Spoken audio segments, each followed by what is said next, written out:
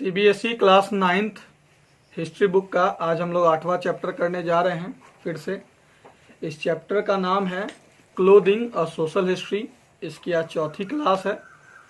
तो पिछले 3 क्लासेस में हम लोगों ने जाना कि किस तरीके से समचुरी लॉ जो थी, पोशाक की जो आचरण संहिता थी, वो किस तरीके से ख़त्म हुई फ्रेंच रिवॉल्यूशन के आने के बाद। लेकिन समचुरी लॉ ख़त्म तो हो गया, लेकिन फिर भी जो सामाजिक ऊंच नीच था वो बना रहा।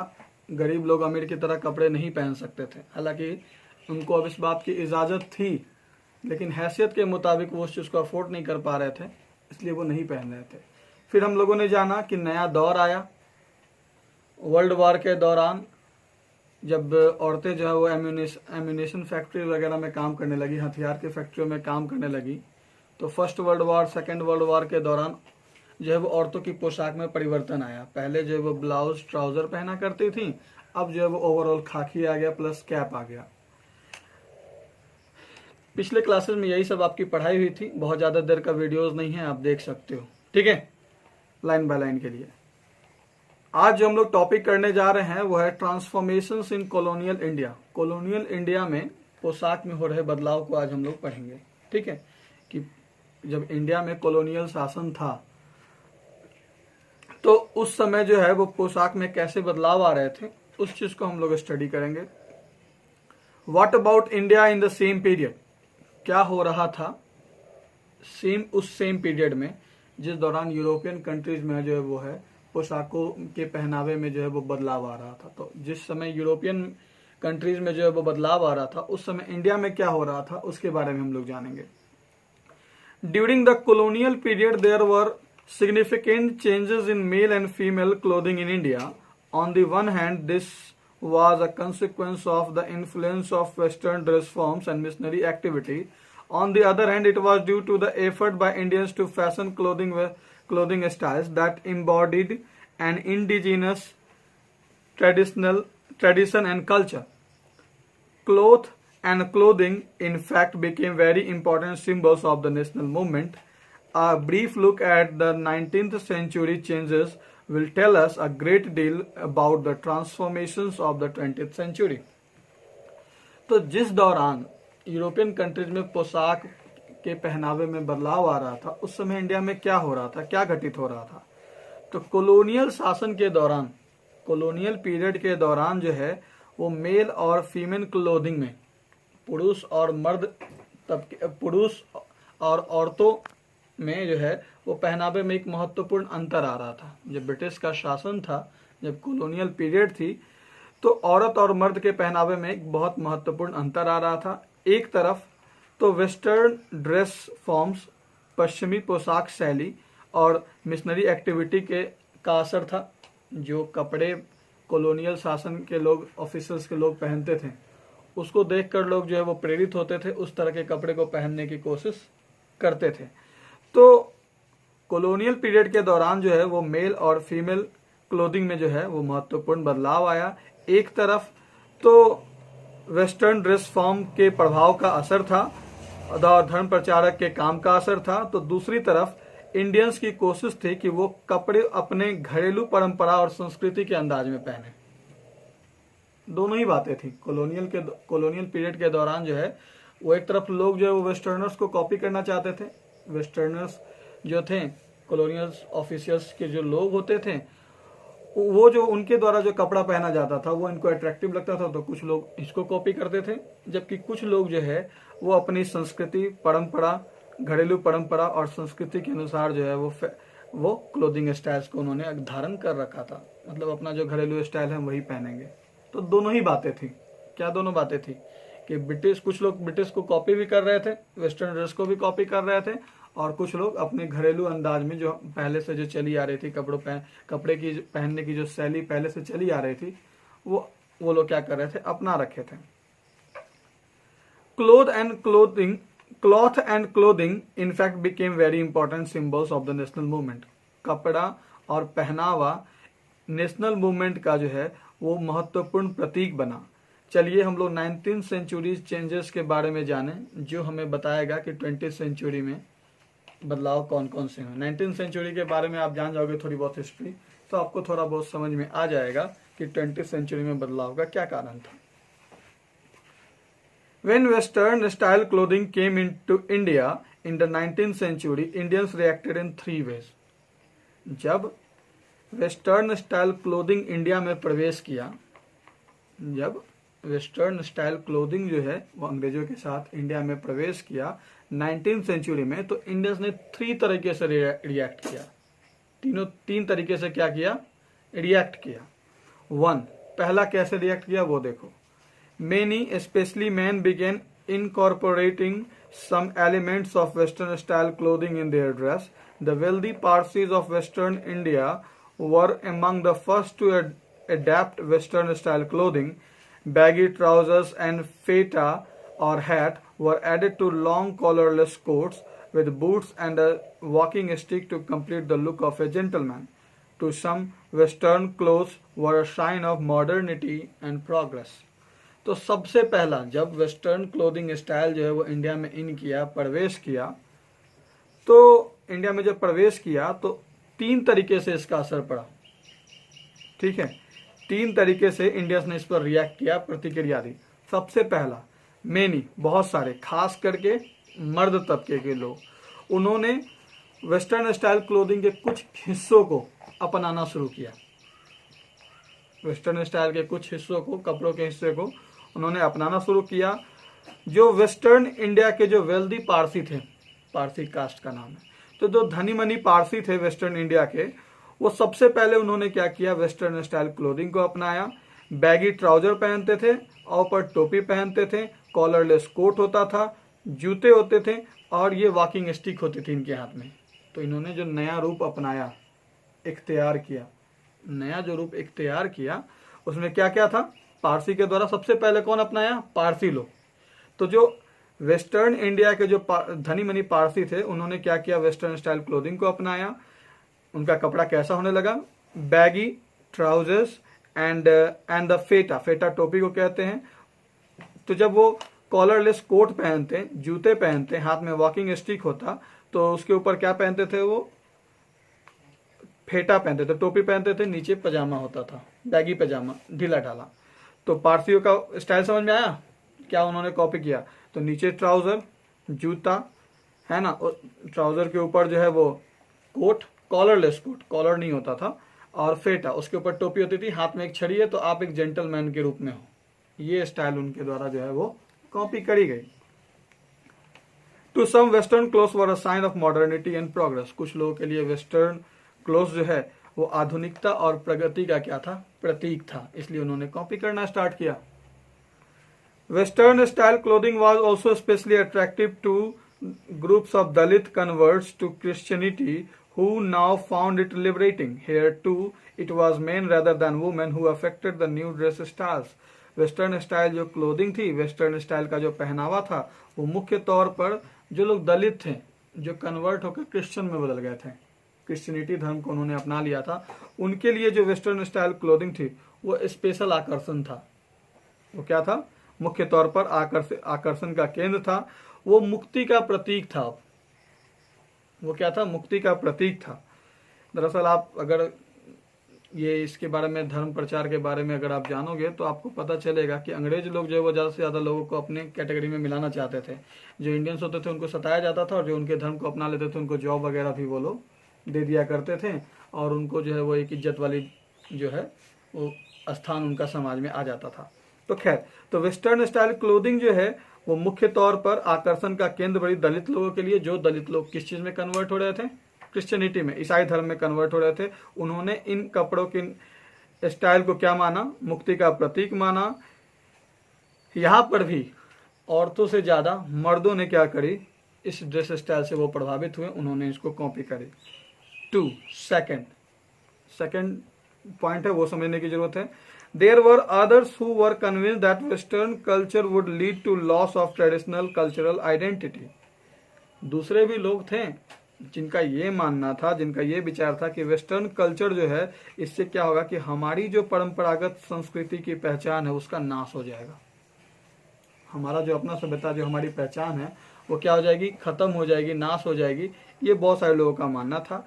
The use of Western style clothes was taken as a sign of world turning ups and down.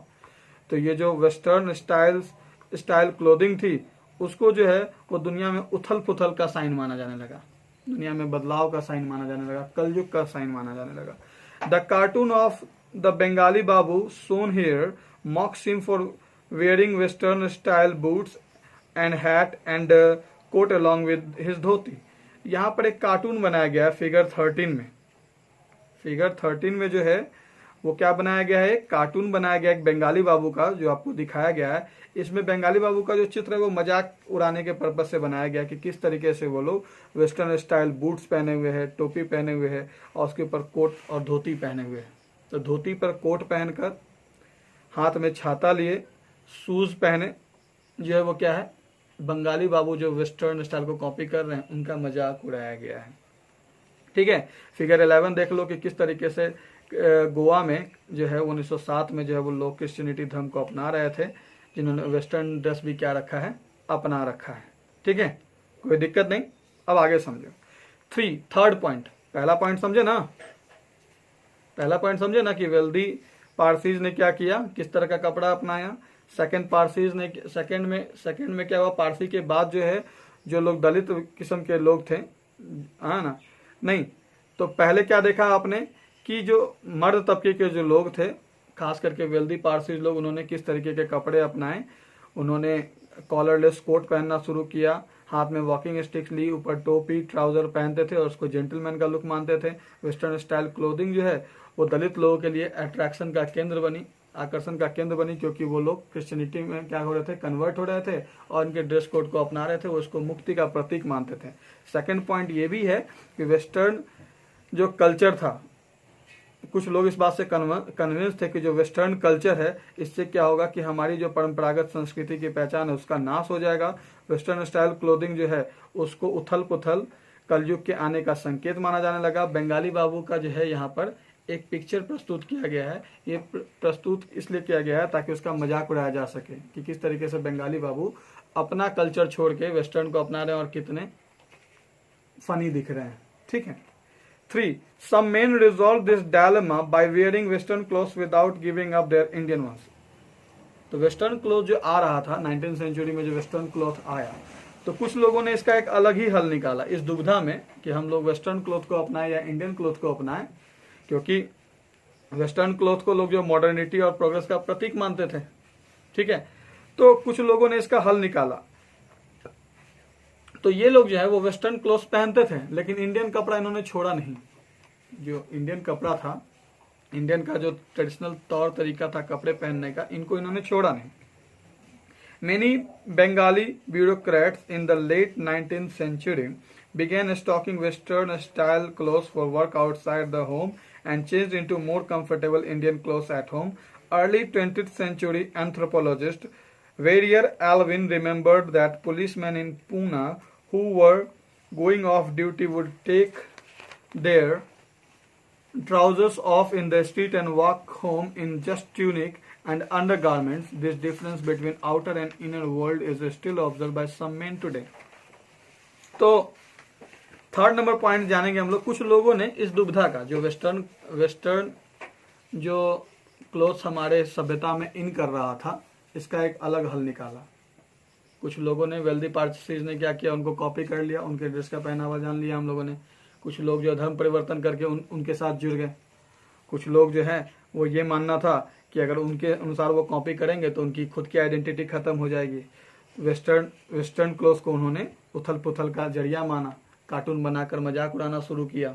ठीक है, फिगर 13 में कार्टून बना के दिया गया. थर्ड नंबर में क्या हुआ, थर्ड नंबर पॉइंट जो समझने लायक है, इसका असर कैसे कैसे हुआ, रिएक्ट कैसे कैसे किया. पहले में पारसी ने अपना लिया है ना, क्रिश्चियन लोग, कुछ दलित जो है वो क्रिश्चियन बन गए और क्रिश्चियन बन के उन्होंने क्या किया, उनके कपड़ों को अपना लिया. सेकंड में क्या था कि कुछ लोग इस बात से कन्विंस थे कि वेस्टर्न कल्चर से हमारा परंपरा का नाश हो जाएगा. ठीक है, और उन्होंने क्या किया, मजाक उड़ाना शुरू किया. बंगाली बाबू का जो पिक्चर बनाया गया है उसको मजाक के पर्पस से ही बनाया गया है. थर्ड नंबर जो है, कुछ लोगों ने क्या किया, इसका एक अलग ही हल निकाला इस दुविधा का. वेस्टर्न क्लॉथ को उन्होंने अपनाया भी और इंडियन क्लॉथ को छोड़ा भी नहीं. उन्होंने वेस्टर्न और इंडियन दोनों ही को अपनाया. और 19th सेंचुरी के अंत आते आते तक लोगों ने क्या किया, वेस्टर्न स्टाइल क्लोथिंग और इंडियन क्लोथिंग दोनों से ही उनका वार्डरोब जो है वो भरने लगा। वो लोग जो है वेस्टर्न स्टाइल क्लोथ्स का इस्तेमाल जो है, लोग हमारे यहाँ के जो लोग हैं वो इंडियंस जो हैं वो क्या करने लगे, वेस्टर्न स्टाइल क्लोथ का इस्तेमाल जो है वो आउटसाइड करने लगे। घर के बाहर जो ऑफिस में काम वाम करते हैं तो वो बाहर में वेस्टर्न स्टाइल का कपड़ा पहन लेते हैं, लेकिन जब घर आते हैं तो फिर अपने अंदाज में वो आ जाते, अपना जो घरेलू कपड़ा था उनका वो पहन लेते हैं। अर्ली 20th सेंचुरी एंथ्रोपोलॉजिस्ट मानव शास्त्री, शुरुआती 20th सेंचुरी के मानव शास्त्री वेरियर एल्विन याद करते हैं कि पुलिसमैन, पूना में जो पुलिसमैन हुआ करते थे, जब वो ऑफ ड्यूटी होते थे, मतलब जो उनकी ड्यूटी खत्म होती थी तो जैसे ही गली में आते थे, मतलब ऑफिस से निकल के अपने रास्ते पर आते थे, तो ये अपना ट्राउजर उतार लेते थे। ये क्या करते थे, ट्राउजर उतार लेते थे और ट्यूनिक और अंडर गारमेंट्स पहने हुए घर तक आते थे। ट्यूनिक आप जानते हो कोट टाइप होता है, घुटनों तक का लेंथ होता है, ठीक है, और काफी ढीला ढाला होता है। तो ये लोग क्या करते थे, जब ये पूना के पुलिसमैन जो है वो क्या करते थे, जब ऑफ ड्यूटी होते थे तो ये लोग क्या करते थे, अपने ट्यूनिक में और अंडर गारमेंट्स में आ जाते थे, ट्राउजर रास्ते में उतार देते थे। तो इस तरीके से बाहरी और अंदरूनी दुनिया के अंतर को आज भी बहुत लोगों द्वारा समझा जाता है। वो बाहर में रहेंगे, घर से बाहर रहेंगे तो उस वेस्टर्न स्टाइल में रहेंगे, घर आते ही अपने ट्रेडिशनल वे में आ जाते हैं। Still others tried a slightly different solution to the same dilemma. They attempted to combine Western and Indian forms of dressing. लेकिन फिर भी कुछ हल्का अलग सा सॉल्यूशन निकाला कुछ लोगों ने, इस दुविधा का कुछ अलग सा सॉल्यूशन निकाला। उन्होंने दोनों को मिक्स कर दिया। उन्होंने क्या कर दिया, दोनों को मिक्स कर दिया। वेस्टर्न और इंडियन फॉर्म्स ऑफ ड्रेसिंग को क्या कर दिया, मिक्स कर दिया। और ये जो बदलाव किया उन्होंने क्लोथिंग में, however had a turbulent history, इसका बहुत ही हंगामेदार क्या रहा, इतिहास रहा। Caste conflict and dress change. तो सबसे पहले हम लोग caste conflict and dress change के बारे में समझेंगे। और ये जो अभी उन्होंने कहा ना, अभी एक लाइन पहले हम लोगों ने जाना कि भाई जो वेस्टर्न और इंडियन फॉर्म्स ऑफ ड्रेसिंग आया उसके बदलाव के कारण हंगामेदार क्या रहा, असर रहा, वो आपको 4.2 में मिलेगा। ठीक है, अभी हम लोग कास्ट कॉन्फ्लिक्ट और ड्रेस चेंज के बारे में जाने। Though there were no formal sumptuary laws as in Europe, India had its own strict social codes of food and dress. The caste system clearly defined what subordinate or dominant caste Hindus should wear, etc., eat, etc., and these codes had the force of law. Changes in clothing styles that threatened these norms therefore often created violent social reactions.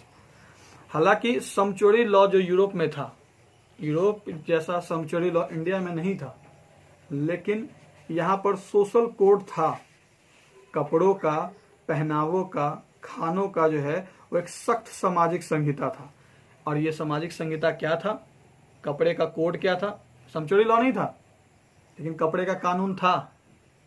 मतलब समचुरी law नहीं था, लेकिन वो visible था कि धनी क्या पहनेंगे, गरीब क्या पहनेंगे, किस जात के लोग क्या पहनेंगे।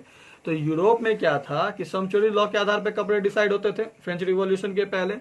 यहाँ पर क्या था, देश की आजादी से पहले जब वेस्टर्नर्स हमारे यहाँ थे, कोलोनाइजेशन थी, तो यहाँ पर जो है उससे पहले जो थी कास्ट सिस्टम थी। कौन से अधीनस्थ जाति हैं और कौन से प्रभुत्वशाली जाति हैं। प्रभुत्वशाली डोमिनेंट क्लास हिंदूज का मतलब वो हो गया कि वो लोग जो बड़े तबके के हैं, और सबऑर्डिनेट वो हो गया जो उनके नीचे में काम करते हैं। बात समझ में? तो यूरोप जैसा कोई पहनावा संबंधित तो नियम नहीं था, समचुरी लॉ तो था नहीं, है ना। लेकिन इंडिया में जो है, इंडिया का अपना जो है वो सख्त सामाजिक संहिता था फूड का और ड्रेस का। कास्ट सिस्टम जो है वो क्लियरली इस बात को डिफाइन करती थी कि अधीनस्थ जाति के लोग, सबऑर्डिनेट जाति के लोग और प्रभुत्वशाली जाति के हिंदू जो हैं वो क्या पहनेंगे, क्या खाएंगे।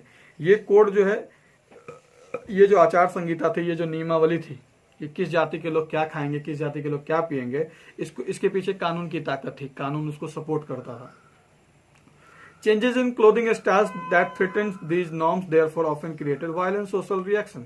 अब इन क्लोथिंग स्टाइल्स में जैसे ही बदलाव आया तो इससे जो नॉर्म्स था, जो कायदे थे पहले, उसमें क्या आया, उसको धमकाया उन्होंने। धमकाना इन द सेंस कि वो उसको आहत पहुंची। जो पहले वाला था जो सिस्टम वो चेंज हुआ, तो इसके कारण जो है वो सोशल रिएक्शंस हुआ।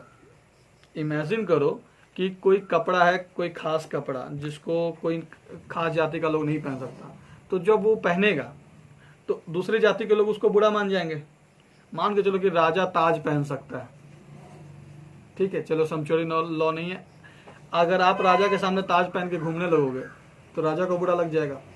खैर, तो हालांकि समचोरी लॉ यूरोप में जैसा समचोरी लॉ था वैसा इंडिया में तो कोई कानून नहीं था, लेकिन इंडिया की खुद की सख्त सामाजिक संहिता थी, भोजन की, ड्रेस की। कास्ट सिस्टम जो है वो क्लियरली डिफाइन करता था कि अधीनस्थ जाति के लोग और प्रभुत्वशाली जाति के जो हिंदू हैं वो क्या पहनेंगे, क्या खाएंगे। इन आचार संहिताओं को जो है वो कानून की ताकत प्राप्त थी। चेंजेस इन क्लोथिंग स्टाइल में परिवर्तन से जो है इन कायदे कानून को आहत पहुंची और जो है इससे वायलेंट सोशल रिएक्शंस हुआ।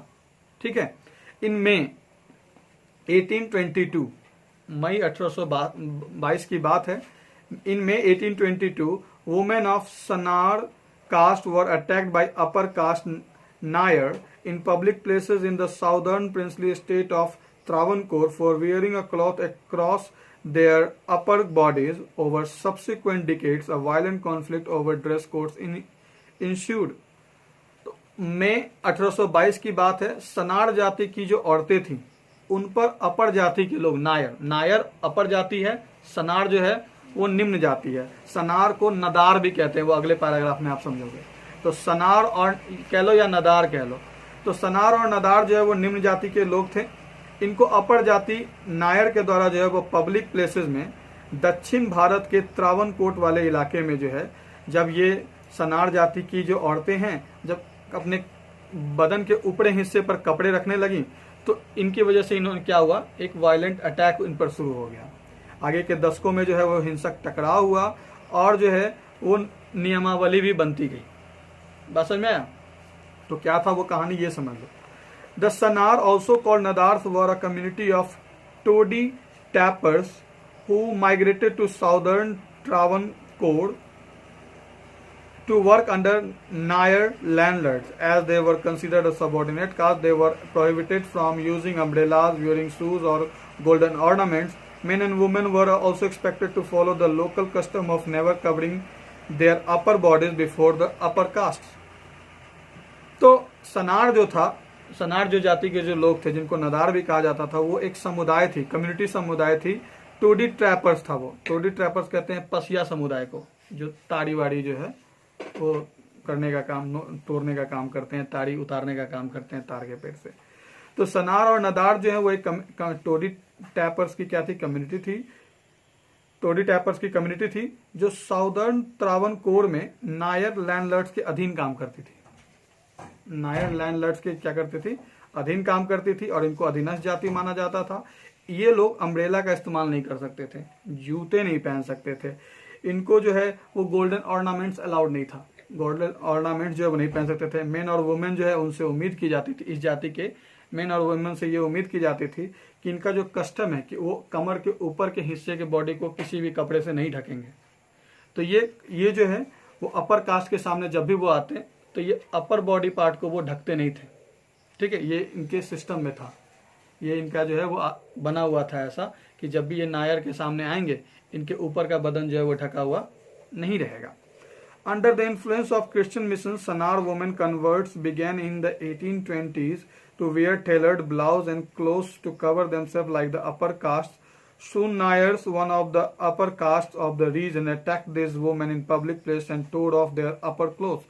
Complaints were also filed in court against this dress change, especially since Sanar were also refusing to render free labor for the upper castes. तो जब ये जो सिस्टम बना हुआ था कि आप अम्ब्रेला नहीं ले सकते हो, छाता नहीं ले सकते हो, जूते नहीं पहन सकते हो, गोल्डन ऑर्नामेंट्स नहीं पहन सकते हो, इनफैक्ट बड़े जाति के सामने, नायर के सामने जो है वो आप त्रावणकोट के नायर के सामने जो है जिनके अधीन ये काम करते थे, जो एक साउदर्न प्रिंसली स्टेट था, इनके सामने आप ऊपर कपड़े पहन कर नहीं जा सकते हो। तो ये लोग जो हैं, सनार जाति के जो लोग हैं वो क्रिश्चियन मिशनरीज के संपर्क में आए, ईसाई धर्म प्रचारकों के संपर्क में आए और इन्होंने क्या किया, 1820 के दशक में अपनाना शुरू किया क्रिश्चियनिटी को अपनाना शुरू किया। और फिर जब वो क्रिश्चियन होने लगे तो इनको ये ब्लाउज और जो क्लोथ जो उनके अपर बॉडी को कवर करता था, इनको ये पहनने की इजाजत मिल गई। अब सून नायर जो है, नायर जो अपर कास्ट थी, उनको ये बात देखकर बड़ा बुरा लगा, क्योंकि उनके अनुसार जो है वो उनको तो मतलब बेयर बॉडी रहना चाहिए था। ठीक है, तो उन्होंने क्या किया, पब्लिक प्लेसेस में इस जाति के लोगों पर अटैक करना शुरू किया, उनके कपड़े फाड़ने शुरू किए। ऊपर जब वो कपड़े पहनते तो उनको फाड़ना शुरू किया उन्होंने। और फिर क्या हुआ, जब इन्होंने कपड़े फाड़ने शुरू किए तो पब्लिक असॉल्ट शुरू हुआ, और फिर जो है वो कोर्ट में जो है वो केस शुरू हुआ।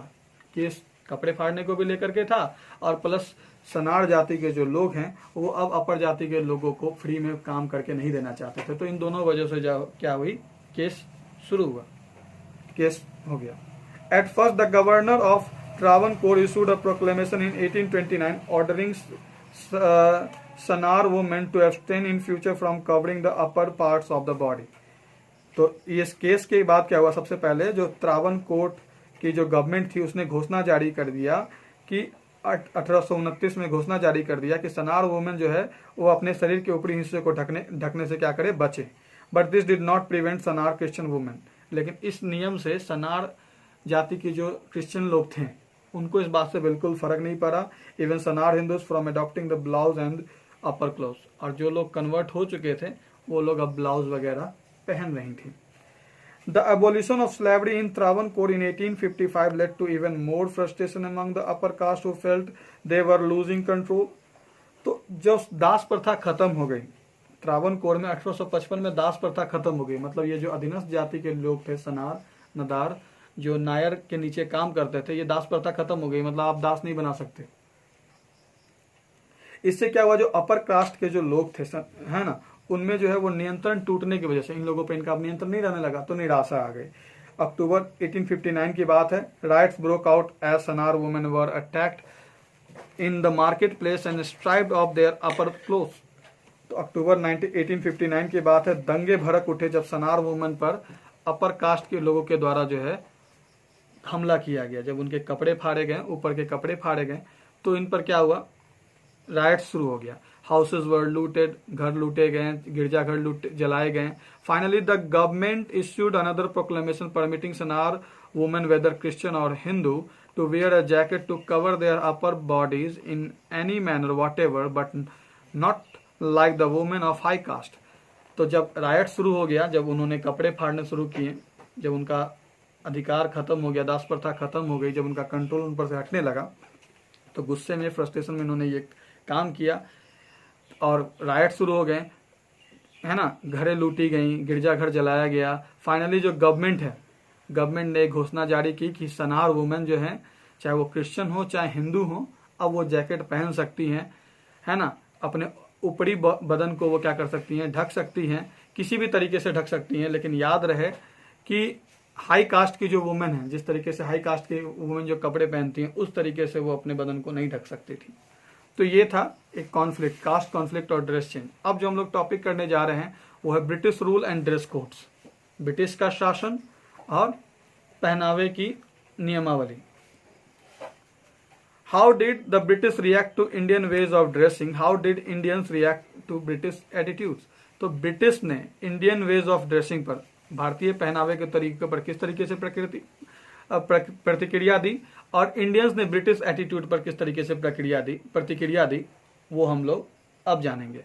मतलब जो ड्रेसिंग स्टाइल था उस पर ब्रिटिश का क्या था, कैसा रिएक्शन था, और ब्रिटिश के रिएक्शन के बाद इंडियंस का कैसा रिएक्शन था उन पर, अब हम लोग ये जानने की कोशिश करेंगे। In different cultures specific items of clothing often convey contrary meanings. This frequent leads to misunderstanding and conflict. Styles of clothing in British India change through such conflicts. अलग अलग संस्कृतियों में अलग अलग जो पहनावे हैं उनका अलग अलग अर्थ निकलता है, उनका जो है वो अलग अलग अर्थ निकलता है, और इससे जो है वो हमेशा गलतफहमी हो जाती थी। इससे जो है वो क्या हो जाती थी, हमेशा गलतफहमी हो जाती थी। जैसे एग्जाम्पल के तौर पर मानो कि आप अगर किसी शादी ब्याह में जा रहे हो तो आप एक ने पगड़ी बांध ली, है ना, और पंजाबी भी जा रहे हो उसी शादी में, तो पंजाबी किसी भी कीमत पे पगड़ी नहीं उतारेंगे। जबकि जो नॉर्मल जो है वो लोग उतार भी देते हैं कि चलो क्या बात है, गर्मी लग रही है ये वो। तो अलग अलग संस्कृतियों में जो अलग अलग तरह के पहनावे थे, उनके वजह से अलग अलग अर्थ निकलते थे उनके। और ये जो अक्सरा जो सब जो कल्चर के हिसाब से जो पहनावे उनावे का अंतर था, कहीं किसी चीज का वैल्यू था तो कहीं किसी चीज का वैल्यू नहीं था, इससे मिसअंडरस्टैंडिंग हुई, टकराव हुए। ब्रिटिश इंडिया में जो क्लोथिंग का स्टाइल था वो ऐसे कॉन्फ्लिक्ट से क्या हुआ, उसमें बदलाव आना भी शुरू हुआ। तो देखो क्या है ये, consider the case of the turban and the hat. चलो टोपी और टर्बन को मान लें, टोपी और पगड़ी को मान लें। टोपी और पगड़ी का एग्जाम्पल देखते हैं। When European traders first began frequenting India, they were distinguished from the Indian turban wearers as the hat wearers. These two headgears not only looked different, they also signified different things. The turban in India was not just for protection from the heat, but was a sign of respectability and could not be removed at will. In the Western tradition, they had to be removed before social superiors as a sign of respect. This culture difference created misunderstanding. The British were often offended if Indians did not take off their turban when they met colonial officials. When Indians, on the other hand, wore the turban to consciously assert their regional or rational identity. तो चलिए हम लोग turban और टोपी के case को ले लें। जब यूरोपियन ट्रेडर्स इंडिया में आने लगे तो यूरोपियन ट्रेडर्स को जो है वो इंडियन ट्रेडर से कैसे अलग माना जाता था। इंडियन लोग जो है, ट्रेडर्स नहीं, इंडियन लोग जो है वो टर्बन पहनते थे, टर्बन क्या करते थे, टर्बन वियरर हुआ करते थे। और जो वेस्टर्नर्स हुआ करते थे, जो इंडिया में बराबर आने लगे, वो कैप वियरर्स हुआ करते थे, हैट वियरर्स हुआ करते थे, टोपी पहना करते थे। अब इस तरीके जो सर पर धारण करने वाली जो 2 हेड गियर्स है, ये जो हेड गियर्स कहते हैं सिर पर धारण की जाने वाली 2 चीजों को, तो ये जो 2 सिर पर धारण की जाने वाली चीजें हैं, ये अलग अलग दिखने में भी थी और इनके अलग अलग मायने भी थे। द टर्बन इन इंडिया में जो टर्बन है वो न केवल लोगों को गर्मी से बचाता था बल्कि सम्मान का प्रतीक था। किसी को सम्मान देना है तो लोग टर्बन पहनकर जाते थे, जबकि ब्रिटिश लोगों और इसको वो उतार नहीं सकते थे। इंडियन लोग जो है जब किसी को सम्मान देना होता था तो ये टर्बन पहन के जाते थे, ये उतार नहीं सकते थे। जबकि वेस्टर्न ट्रेडिशन में जो है, जब कभी भी वेस्टर्नर्स जो हैं वो अपने से बड़े पदाधिकारी के पास जाते थे तो ये टोपी उतार देते थे सम्मान में। तो ये जो कल्चरल डिफरेंस था, इससे गलतफहमी हुई। जब कभी भी ब्रिटिश जो हैं वो इंडियन से मिलने आते, इंडियन से मिलने आ जाते और इंडियन जो है वो अपनी पगड़ी नहीं उतारते थे क्योंकि वो तो सम्मान में पहनते थे। तो इनको लगता था कि उनका सम्मान नहीं हुआ, उनकी वो जो है वो क्या हो जाते थे, नाराज हो जाते थे। ठीक है। और फिर दूसरी तरफ बहुत सारे इंडियंस जो हैं वो टर्बन जो है वो जानबूझकर अपनी क्षेत्रीय और राष्ट्रीय पहचान बताने के लिए पहनते भी थे। तो टर्बन को लेकर और टोपी को लेकर क्या डिफरेंस हुआ, समझ में आया?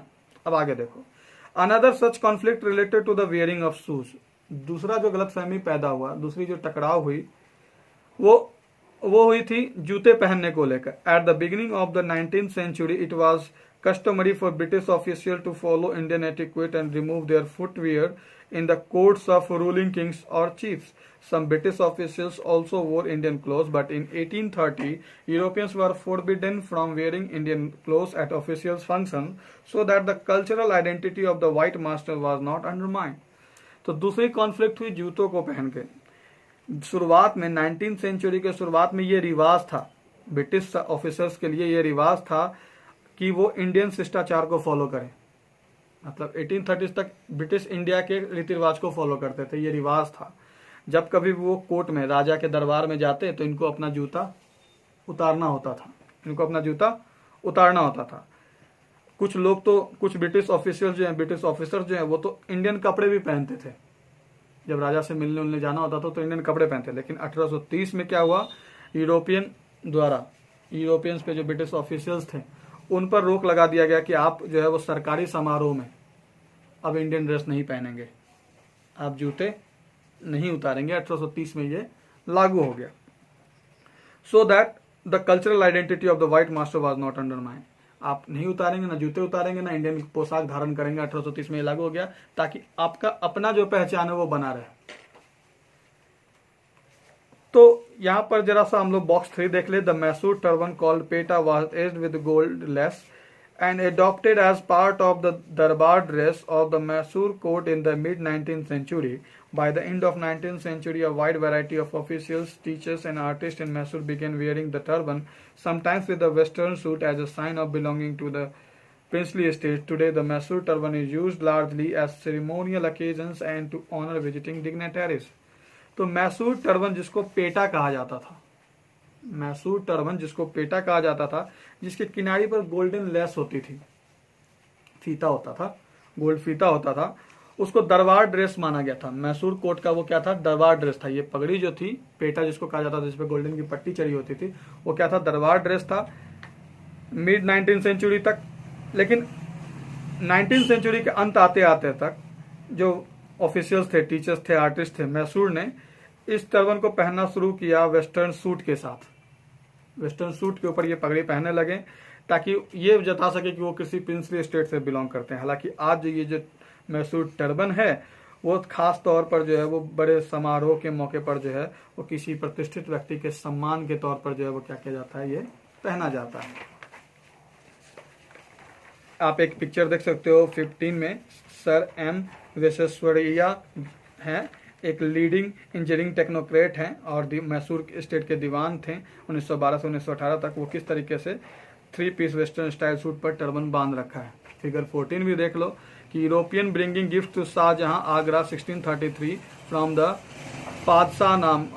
Padshahnama notice the European visitors had to the bottom of the picture creating a contrast with the turbans of the courtiers. तो यूरोपियंस जो है वो किस तरीके से शाहजहां के दरबार में जो है वो पादशाहनामा जो है वो ला रहे हैं, भेंट कर रहे हैं, गिफ्ट दे रहे हैं।